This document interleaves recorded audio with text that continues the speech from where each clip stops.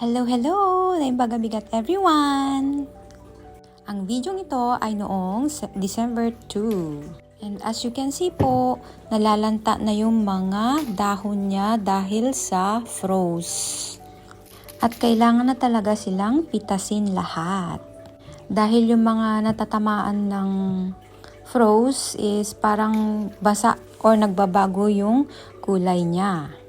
And syempre, yung mga may parang damage na ganyan, hindi natin yan ipamimigay. Though pwede naman siyang ipamigay, kaso ayokong ganyan yung quality niya. Kahit na free siya, gusto ko, yung maganda pa rin yung ibibigay. Bale, yung mga yan na is for pansarili na lang. At yung iba na malalaki, yun yung pauugatin naman for next year. Ayun o, ang dami pang maliliit, sayang. Pero kahit kanon, thank you talaga kasi ang dami-daming bungang binigay ni God.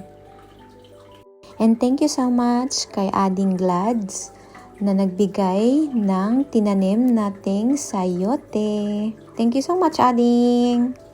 Aduti, busol na palang or marami pa yung maliliit. O, ayan o, sayang. Kaso, ganun talaga. Panahon. And since tapos na yung panahon nila, next year ulit. And for sure, next year, mas marami pa tayong ma-harvest na sayote. At kung ikaw, kaibigan, ay dumadaan sa matinding pagsubok ngayon, lilipas din yan. Panahon din yan.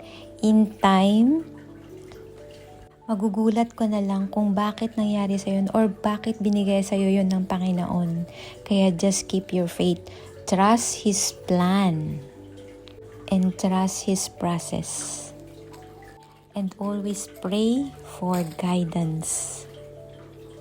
Ipagdasal mo yung mga opportunities na dumarating sa'yo. At ipagdasal mo na isara niya yung mga opportunities na mapapahamak ka. Magtiwala ka lang. Have a great day, everyone. God bless.